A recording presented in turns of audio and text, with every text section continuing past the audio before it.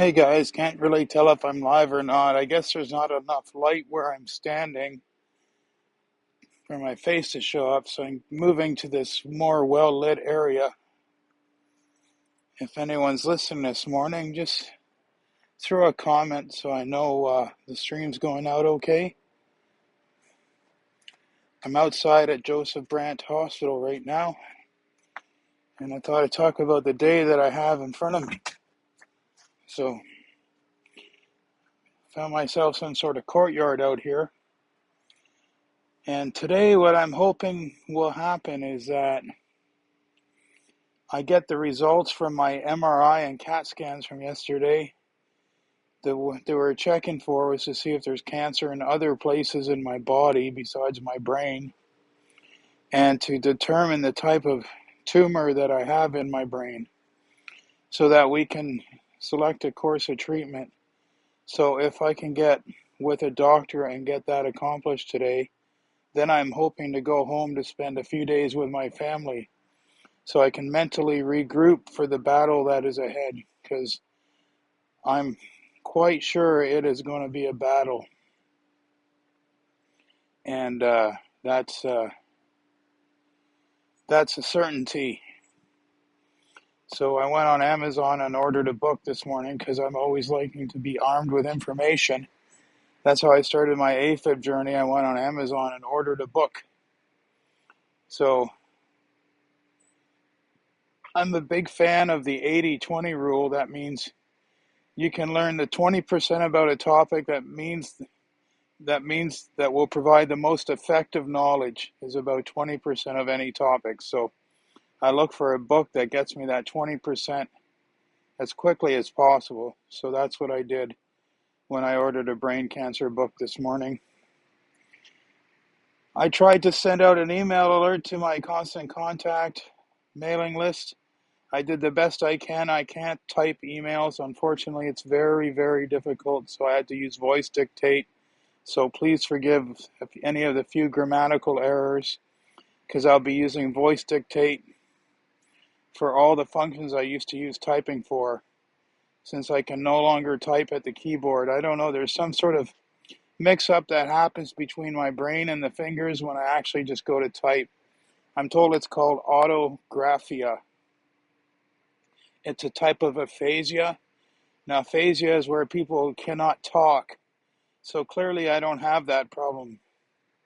And I have some problems with short-term memory right now, where I'll be in the middle of the task and I'm having trouble remembering the things involved in that particular task while I do it. Like the other day at home, I was hanging a pull-up bar outside, and I would go in the house to get a hammer, and then I would come back out and realize, hey, I didn't bring a nail.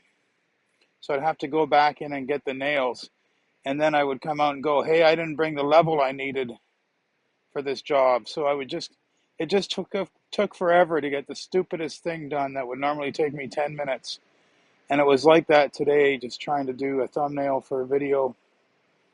It was quite difficult. So there's definitely a battle ahead. In my mind, I'm already developing exercise strategies I can work on.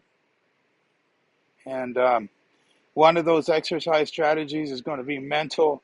I plan to do mental drills to stay as sharp as possible, just to fight this. So I'll be doing short-term memory drills. I'll be doing balance drills. I've gotten in this habit in the hospital of just standing on one leg when I'm standing still, just to keep my balance going, just to force those neurons that help with the balance just to be active and alert. So thanks, Sean. I got your message there. I appreciate your prayers. That's great. Thanks very much. Yeah, it's from the point of view of a subscriber to my channel, it might seem it's happening fairly quick, but it's actually been a few days where I've been having problems, and it turns out it's because I have some brain swelling from the tumor. So they put me on dexamethasone, and when that kicks in, the swelling subsides, and I'm actually able to get some shit done. So I imagine this is going to be part of my treatment plan. And it's kind of scary, really. My whole life I've been sort of the smartest guy in the room in a lot of places. And now to find myself in this predicament, I mean, I just always thought I could do my job from a wheelchair if that's what life served me up, but I don't know how to do my job without my brain working right. So that's going to be the real fight. The real exercise program will be neurocognitive exercises I'll be doing. I'll probably look towards something like some yoga and also Tai Chi. Tai Chi is extremely amazing as a balance drill. So I'm probably going to join a Tai Chi group and do the best I can with that, because that works exactly the neurons that I want to be working right now. So I'll probably just get some brain games like Sudoku type stuff maybe as well, just to keep the cognitive pathways optimal while I go through this treatment. And of course, I'll be looking at, you know me, I'll be looking at supplements to help. I'm already working on devising a diet strategy. In Europe, they say sugar feeds cancer, and I truly believe that. So it's not necessarily true of all cancers. There's this thing called the Warburg effect, where cancers sort of thrive in a high blood sugar environment. Well, that's true for a lot of cancers, but it might not be true for my cancer. So my eating strategy going forward will be designed to support whatever therapy they give me, whether it's chemotherapy or radiation therapy. Sometimes I know from when I was a nurse, the challenge with cancer patients is just getting them to keep enough calories down. So sometimes for that reason, you have to go to the sort of high carb foods, because you need a certain amount of calories, just to keep your body going. And you don't want to starve your body of calories when you're on like radiation treatment, right? So, yeah, thanks, Sebastian. And Sean Sebastiano, thank you. Thank you very much. Yeah, I know, don't be scared. I'm actually quite frightened. What's frightening me right now is the unknown. I really need to get with my doctor this morning and get a diagnosis. Once I have the diagnosis, I can come up with my plan and start to execute. And that's what will get me out of the state of fear that I'm in right now. Is to have it's to have a goal to start working towards. It's what I need right now. So I'm really hoping to get the diagnosis today and get home and regroup. That's what I need, and I'll be pushing for that today. So I have to say, here at Joseph Brant, all the nursing staff have been wonderfully supportive and amazing. I mean, I started to cry in the hallway yesterday, and one of the nurses just came up and gave me a big hug. It was kind of nice to feel so supported. So what a wonderful team we have here. I'm just waiting for Tim Hortons to open because I'm really dying for a coffee this morning. I've been up since 4 a.m. worrying, so I just really need a coffee now.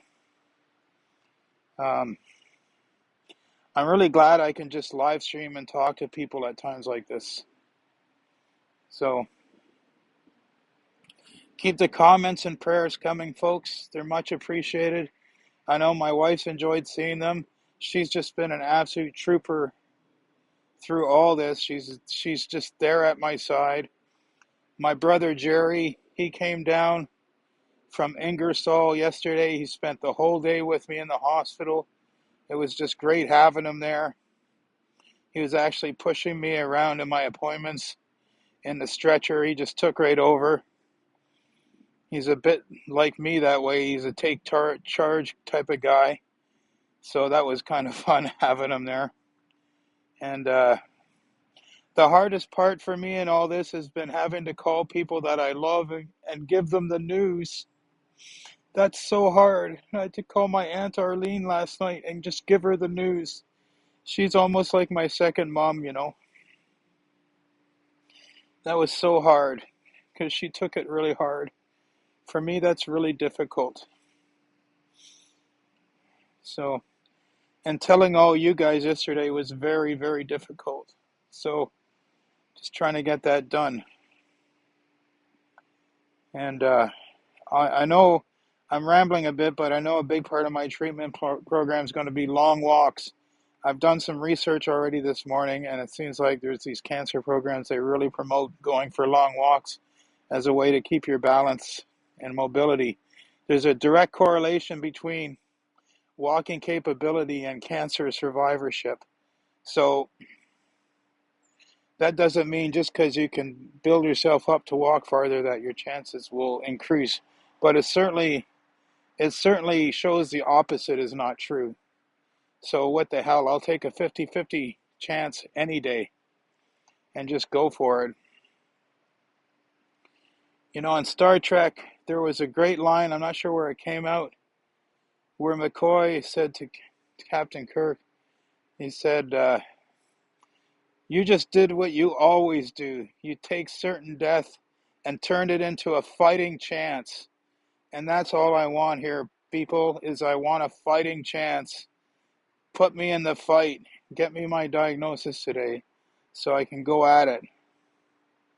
So, thank you, BW. We'll keep fighting. I'll keep sharing too. As long as you guys are interested, I'll be very happy to share.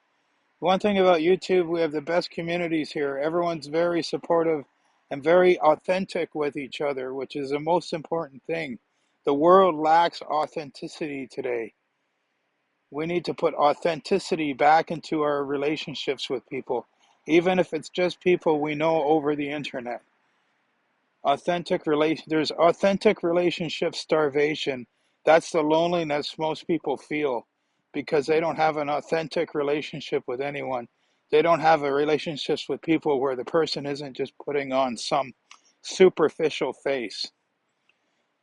So I'm determined to be at least a little bit of an antidote to that for my subscribers. You're always going to get the authentic uh, communication from me. So yeah, no, I'm scared. I am quite scared. I need to beat this. It's because I don't have a plan yet to execute. So hopefully I get the results of all my tests today. It took all day yesterday. I feel like I spent the entire day yesterday inside giant machines that were scanning me. And I actually, when they put me in the MRI yesterday, and they actually put this cage over my head to keep my head from moving. It was the first time since my diagnosis that I was actually forced to just sit and think with my thoughts. I'm inside this really noisy MRI, but I couldn't even move, like I'm really locked down. And I just started weeping. I cried so hard that there was a pool of water underneath my head from the tears running down the side of my face while I was in the MRI. But I realize it's the first time I've been forced to slow down and just think through shit. So that was a hard half hour for me inside that super noisy machine. So, okay, I'm going to let you guys go. I'm going to go back inside now and face my day. I feel armed and ready. Thank you for listening in this morning.